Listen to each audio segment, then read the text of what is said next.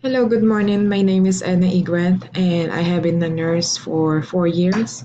I graduated at the Tidewater Community College last 2013.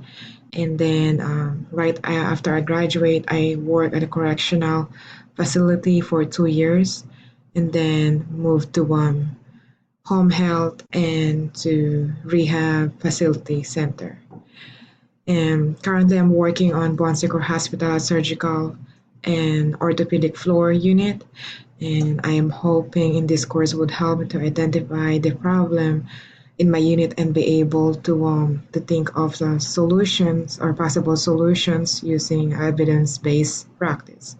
My goal is to get my Bachelor of Science in Nursing by this year, 2019, and to receive more in depth in education in nursing and to help me to continue to provide a safe and quality care to my patients. Thank you.